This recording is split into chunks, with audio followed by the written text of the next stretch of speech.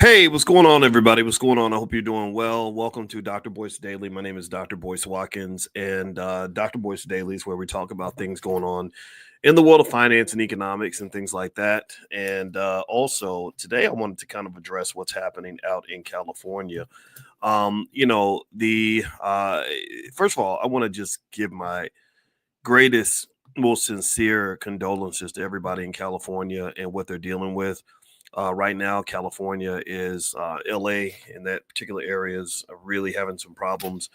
And my heart goes out to you. If you live out there, God bless you. Peace be upon you. I hope that you are safe. I hope you're going to be okay.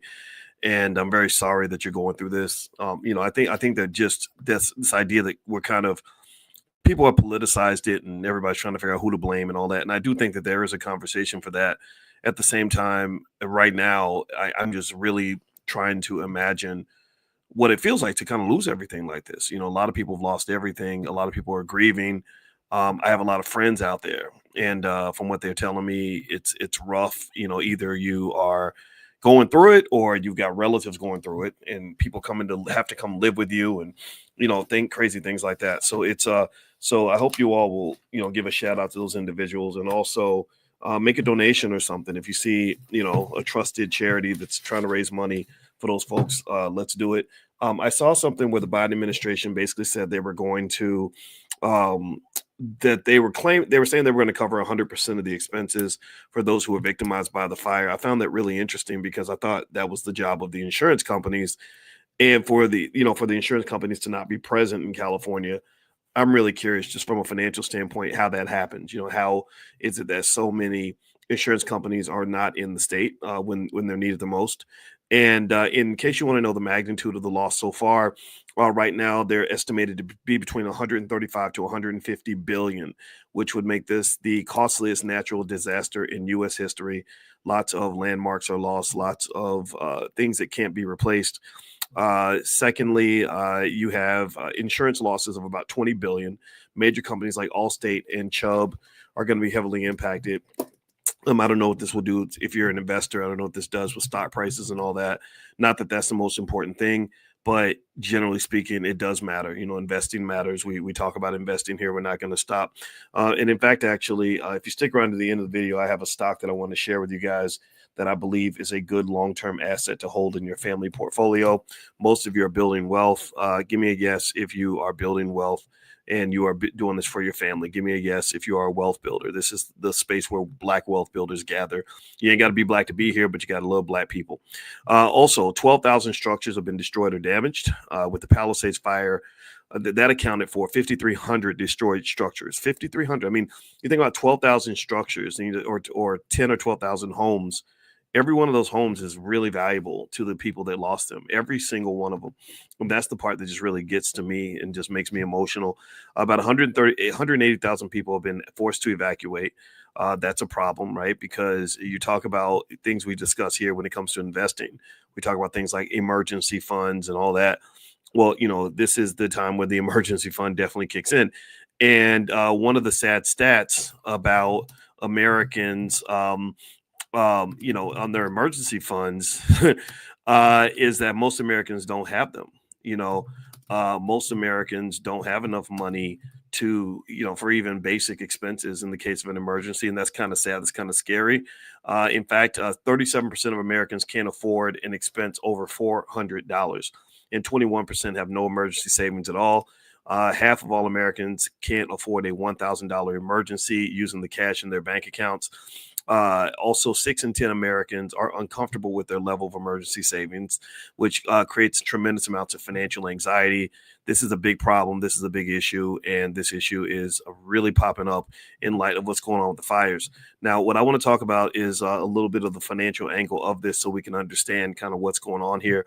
And I want to remind everybody that at boycewatkins.com, we have a lot of resources that can support you, a lot of things that we offer for free. And also my wife happens to be a therapist. And so if you want somebody to talk to, or want to just take a look at some of the books she's done actually on financial anxiety, her website is coachingwithdralicia.com. That's coachingwithdralicia.com. So feel free to reach out to her, let her know I sent you, and maybe she can help you and your family kind of deal with some of what's going on here in the loss. In fact, tonight she's doing her book club meeting, which I'll give you guys a link to that in a second. Actually, if you text the word love, LOVE, to 87948, you can be notified when she goes live tonight. Text love to 87948 on your phone. All right, so here's some more information about the finances in terms of what's going on here. If you want to understand this from an economic standpoint, first off, the insurance company is going to lose about $20 billion. We mentioned that. Also, there are about 14,000 firefighters that are battling the blaze. And what's interesting to me is, give me a yes if you heard about all the prison inmates that are being hit with having to serve on this fire. And I think that they're getting paid ridiculous amounts of money, like $5 a day or something crazy like that, which is absolutely ridiculous. It's kind of crazy. And then I heard that they get a little bit taken off their sentence, like maybe for every day they spend fighting a dangerous, deadly fire, they get 2 days taken off their sentence. That's BS. That's BS. It should be at least 10-1. It should be at least 10-1. In my opinion, if you are out there fighting this fire and you're an inmate and you spend 30 days fighting this fire, a year should be taken off your sentence. Do you agree? What do you all think? I mean, again, I'm all for people paying a debt to society. What greater way to pay your debt than to get out here and do something nobody else is doing the most dangerous job that nobody else wants? I mean, y'all know what it is. It's probably like the Vietnam War. They throwing these guys in the fire. They gotta go do the jobs nobody else will do, the stuff that might get them killed. Just like in Vietnam, in the Vietnam War, they did that. They used to take brothers, mostly brothers, but inmates in general. They would say you can either go to jail, you can go to Vietnam, and then when they go to Vietnam, they're getting shot at by the Viet Cong instead of trying to survive in prison. And again, I don't have a lot of sympathy for people that harm other people. If you committed a crime, you hurt somebody, I think you have a price to pay. But I do believe in second chances, and I do believe in redemption, and I do believe in repaying your debts. And so to me, if you're a firefighter and you're out here risking your life to save the residents of California from this horrible fire, I think that that's an adequate repayment of your debt. In fact, I would almost say that if you fight, they spend more than 2 or 3 months fighting the fire, they should take 10 years off. I really believe that. But anyway, that's me. And of course, they don't listen to people like me. They listen to themselves, and their policies are goofy and whatever. But anyway, with that being said, that's the magnitude. Now hit the thumbs up button, thumbs up, share, subscribe. You're listening to Dr. Boyce Daily. I'm on Spotify. So if you go to Spotify, look up Dr. Boyce Daily, you can find my podcast where I talk about economic issues almost every single day.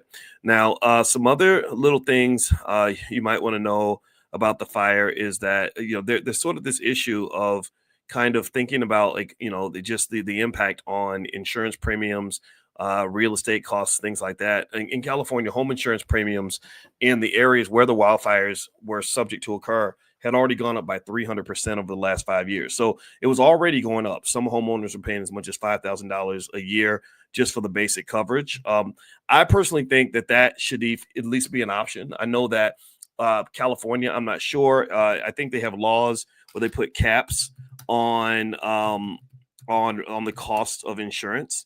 I'm gonna tell you, it's it's one of these things where, on one hand, yeah, you want to protect the consumer, you want to keep the companies from gouging them, you want to do all that. But then if the policy is not available, like if the insurer just says, look, I can't make a profit and sell this insurance in this state, then the people have no insurance.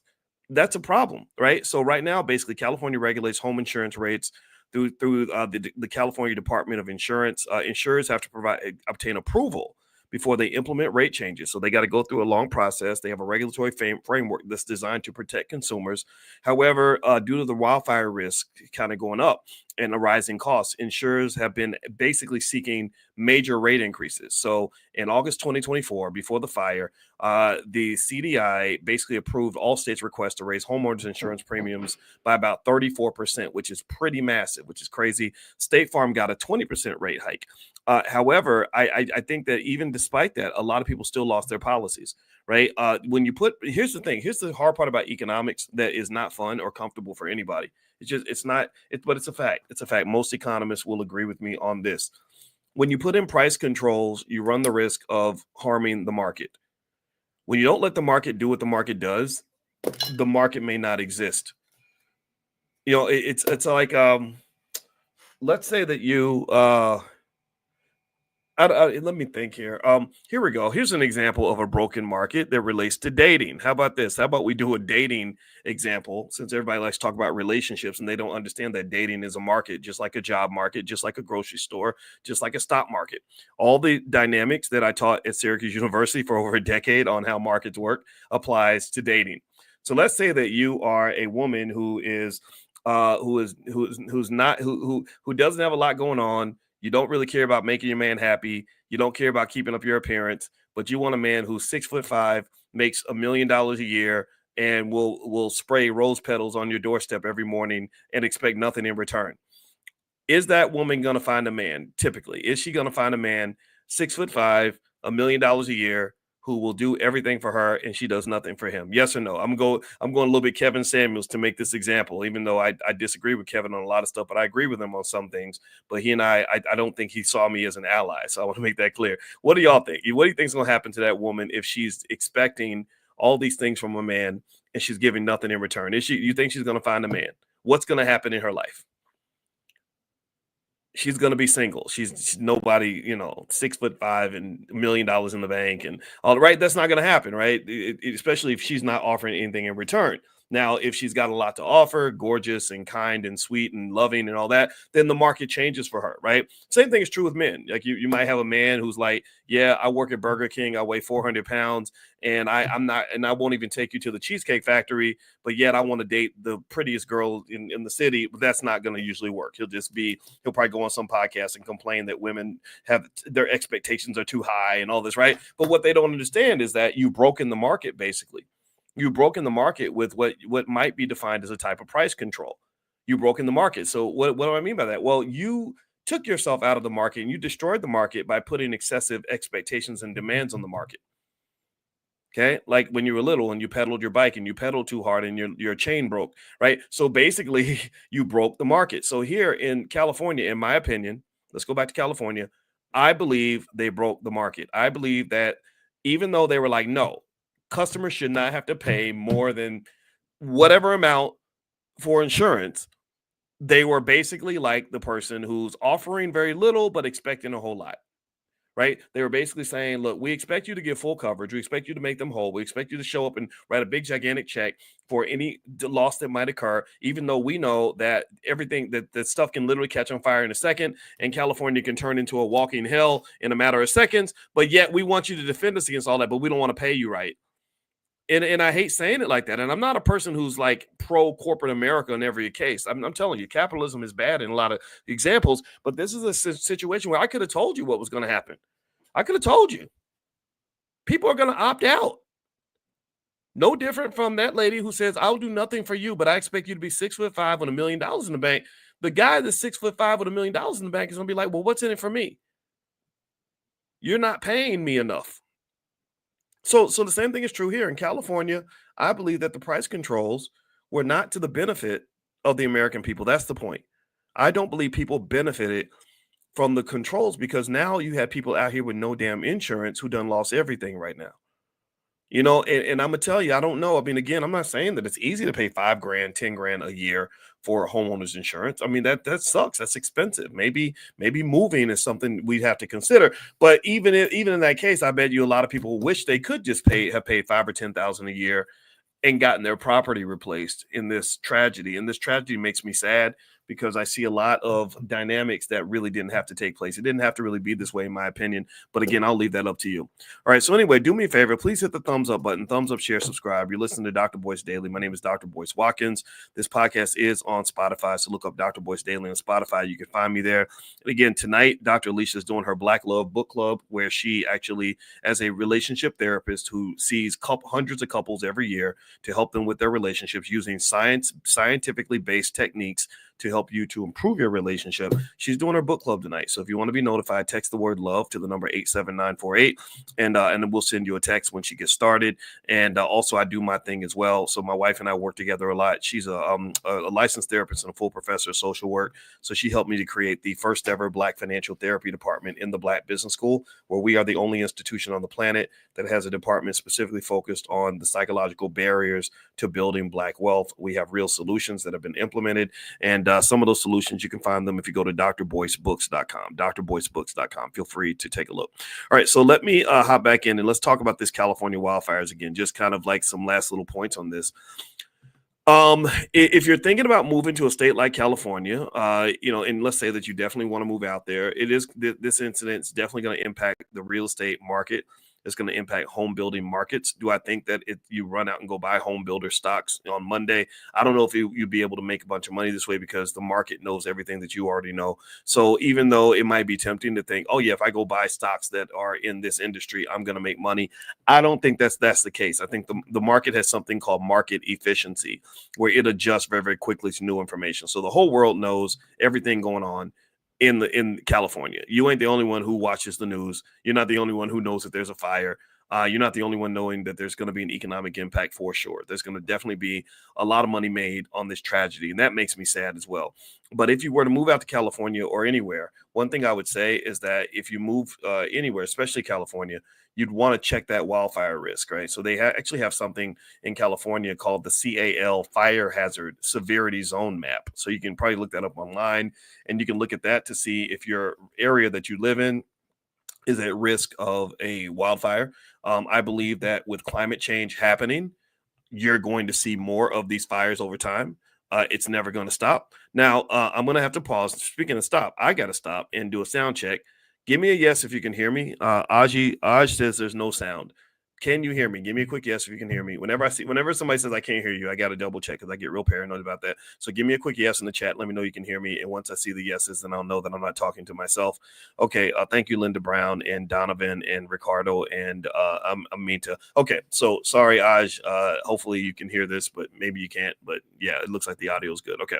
So the other piece too is when you buy a home that's in a fire zone, you can get these things called fire resistant upgrades, right? So these are little things like fire resistant materials, like metal roofing, tempered glass windows, combustible siding, defensible space with proper landscaping, stuff like that. That can reduce the risk. So that can upgrade your home and also just protect you in case a fire comes along. Also, you might want to get comprehensive insurance, right? So get a homeowner's insurance policy that specifically covers wildfires. Like specifically ask them, like, yo, if this thing burns up because of a wildfire, am I covered? And it may be expensive, but they claim that it's still something you want to get. And California has something called a FAIR plan, which I like. I like the idea of the government providing the subsidies that private industry can't provide. I think that when you talk about some things like health insurance, life insurance, the value of human life, period, the value of somebody's property, right? A lot of people's net worth is tied up in their homes. You're talking about something that's more valuable than just money. And the idea that these services can only be provided by people who are trying to make a profit it bothers me. It really bothers me. I don't think that it has to be that way. I think that the government, their job, the reason they collect money from taxpayers is to subsidize in those areas where private industry cannot fulfill. You don't need capitalism everywhere. Capitalism is not good everywhere. So I think capitalism should be pulled out of the healthcare industry. I think that the fact that it's capitalist is why you pay more for healthcare than any country on the planet, yet you get some of the worst damn service. But you go to a place like Europe where they tax the hell out of you, but when you go to the doctor, you get sick, you ain't paying nothing. You need a day off work, they're going to let you have the day off work because you're sick. You shouldn't be at work when you're sick.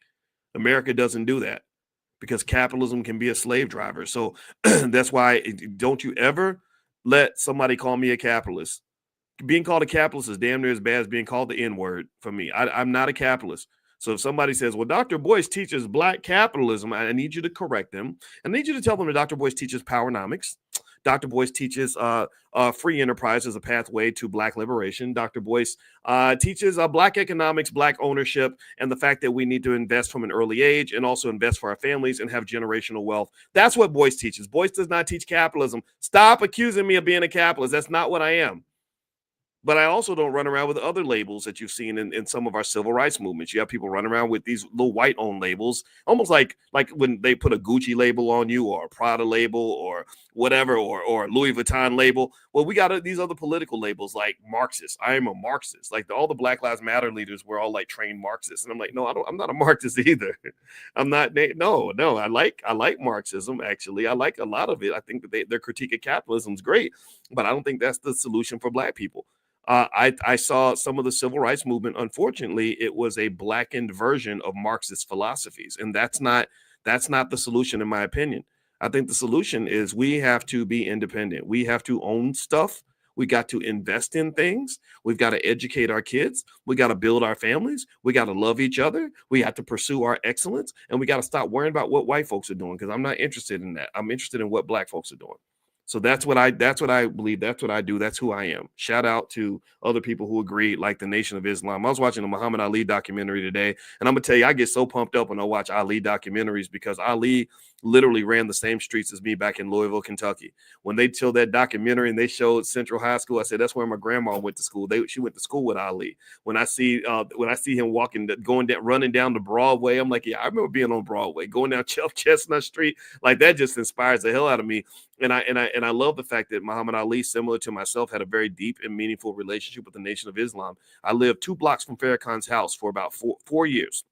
And Obama lived 2 blocks away also. I never went to see Obama, but I went to see Farrakhan several times. And so when I see, that Ali spent time in that same neighborhood, when he also was close to the nation, that really touches me, because I love that man. I love the fact that little boy from Louisville went out and changed the world. And that's one of the things that gets me going, man. I'm super proud of that. And so, long story short, I think that we have that level of greatness in all of us. I believe that deep down we can be as great as we want to be. We are untouchable. We are unstoppable. We can win. We are, like Ali said, he was the greatest. Well, I also say we are the greatest.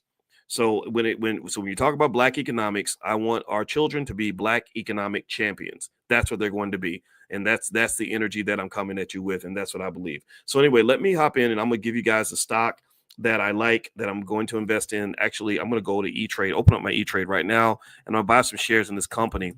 Do me a favor, please hit the thumbs up button. Thumbs up, share, subscribe if you have not done that yet. Also, don't forget that every morning we actually do Money in the Morning economic consciousness training. We call it the Millionaire Training Camp. It is 100% free for anybody who is interested in upgrading yourself, upgrading your economics. Just pull out your phone, text the word morning, MORNING, to 87948. Text morning to the phone number 87948. I will send you a wake-up call. So just like Ali got up every morning to do his training to be a great boxer, we get up every morning at 10 a.m. and we do our training to be great at economics, great at Black wealth. Okay, so feel free to text that word, or you can, if you live in another country, you can go to drboyceelevate.com. That's drboyceelevate.com. All right, so the stock that I'm buying right now is a company called ASML Holdings. ASML Holdings. All right, so ASML is a company that basically is involved in the microchip industry. And the stock has not really performed at the highest levels recently. They're kind of one of those AI stocks, or those chip makers, that isn't really getting the attention that some analysts believe it deserves. There are people that really believe ASML has the ability to blow up and grow up over the next several years. Now, is there a guarantee? No, this is not investing advice. Y'all know this, but I'm going to get in right now. The price is $738 a share. So it's a little bit pricey. You can buy fractional shares. On most apps, you can buy fractional shares. I'm gonna go ahead and buy. Let me see what's that. I'm gonna get like just like 3 shares, because I don't like to invest more than a couple grand in a given stock. So I'm literally gonna buy the stock right now. I'm in my app. I'm inside E-Trade, and I'm buying the stock. And now I am an owner. Now my family owns. Now my family has investments in the chip industry. There are other ETFs and things like that I've invested in as know a little bit more about ASML. They're kind of heavily connected to TSMC and the chip makers and NVIDIA and all that. And basically, they have a really dominant position in the industry. They kind of dominate when it comes to semiconductor equipment. Let's see here. I'm reading a little bit about it. It underscores its importance in global technology supply chains while facing short-term headwinds. The company's technological leadership and anticipated growth in chip demand suggests a favorable long-term outlook. Investors should weigh the current market volatility and legal considerations. So Basically, the stock is trading at $739 a share. Remember, you can buy fractional shares. It's a Dutch company, and they specialize in photolithography systems essential for semiconductor manufacturing. So they are the sole provider of extreme ultraviolet lithography machines, which is like some crazy technology. Like they partner with another company that literally makes like the flattest mirrors on the earth. Like they were literally saying that the mirrors are so flat that one of their mirrors could be the size of all of Germany and not have one single mole on the entire surface, right? Like they would be that flat that they could be the size of Germany and not have even one mole on all of Germany, which is just mind-boggling. But the stock has has a little bit of volatility. But there are people that expect the company to have 16% growth in their earnings over the next 5 years. So there is a lot of upside that some believe will transpire over time. There's no guarantee. This is not investing advice. Y'all know what it is, but this is what I'm buying, ASML, and that's my story, and I'm sticking to it. All right. So, and by the way, so if you want to dig deeper into stocks, we do Stock Market Tuesdays, and we do cover lots of stock market stuff in the Black Business School. That's where I wrote my dissertation on. So if you want to do a free trial in our Stock Market Investors Club, feel free to go to drboycestockmarket.com. That's drboycestockmarket.com. Also, just so you know, in case you didn't know, we have some events coming up, live events. We're going to meet together and do stuff. One of them is going to be in Miami. We're going to do a basically kind of a Black Investor Summit, a millionaire training camp in Miami. That's going to be around February 21st. I am speaking at a wealth summit in DC. I think the URL is thewealthsummit.org. It's at Bowie State. I want to give them props. Let me see. Is it thewealthsummit.org or is it wealthsummit.org? Okay, I think it's wealthsummit.org. Let me try wealthsummit.org because I want to share this because they're doing a really good job with their work, and I'm giving the keynote or the State of the Union. Okay, so it's not wealthsummit.org. I'm sorry. I think it's thewealthsummit.org. Let's see. Did I get it right? There we go. Thewealthsummit.org. It is in 19 days. It is at Bowie State at the Martin Luther King Center. And basically you're going to have a bunch of speakers, entertainment and food, a lot of Black Wall Street in terms of vendors that are going to be there showcasing the things that they want to offer. I am giving Akeisha Jefferson, it looks like, is the host. And I am one of the speakers. Dr. Amina James is going to speak. She's, she's a hotelier, organizational development strategist and managing partner at Duke Ventures, LLC. Wow, can't wait to meet Amina. I got a niece named Amina. Arnita Green is an accomplished realtor with passion for empowering clients and colleagues to achieve their real estate goals.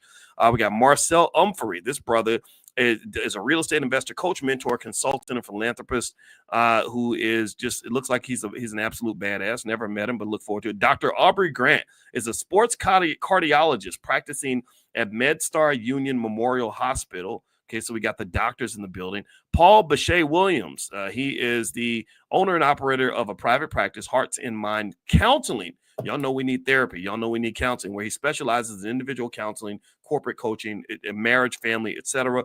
Man, these are some great people. James Brown III. I could keep going, but I'm not. James Brown III, let's see. It looks like he is dedicated to empowering business owners, C-suite executives, and lobbyists through strategic wealth management. Okay, so there we go. So there's more people that are going to be there, and the URL is thewealthsummit.org, so feel free to join us in DC. I'm going to go visit Dr. Claude Anderson while I'm out there because y'all know what he is. I mean, if I'm good, then he's gooder than good.